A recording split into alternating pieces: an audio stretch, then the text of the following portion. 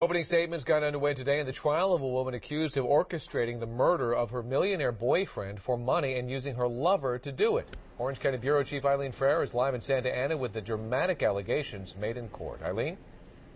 And David, it was a fairly packed courtroom, including some of the victims' family members here to see this trial more than 17 years after their loved one's murder. Now, Nanette Johnston, who also goes by Nanette Packard, is accused of living off her 50-year-old boyfriend, Bill McLaughlin. He's a Newport Beach millionaire. She's suspected of convincing her lover, Eric Naposki, a former NFL linebacker, to kill McLaughlin in his Newport Beach home back in December of 1994. The prosecutor alleges that Johnston provided Naposki with the keys to the house as well as McLaughlin's schedule. McLaughlin was shot 6 times in his kitchen. His disabled son, who was home at the time upstairs, heard the shots, found his father's body, and called 911. Naposki was found guilty last July of murdering McLaughlin. The prosecutor alleges that Johnston conspired with Naposki. The motive? Money. She had a $1 million life insurance policy on Bill McLaughlin, which, of course, because it's a life insurance policy, is payable only upon his death.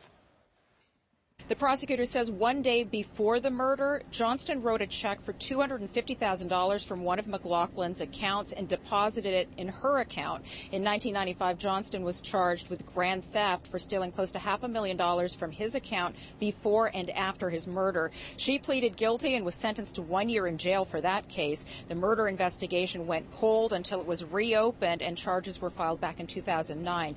Now, this afternoon, her defense attorney told jurors that Johnston had no reason to want McLaughlin dead. He claims that the two were engaged and McLaughlin loved her 2 children. The defense also said Johnston loved living the high life, which would end if McLaughlin died, since Johnston had no money, no skills, and no job experience.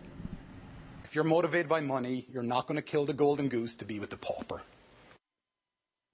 Proper reference is made to Eric Naposki, who was broke at the time. He was working as a bouncer in a bar at the time of the murder. He's expected to be sentenced later this month. Now, as for Johnston, this trial is expected to last about 10 days. Reporting live from Santa Ana, Eileen Frere, ABC 7 Eyewitness News.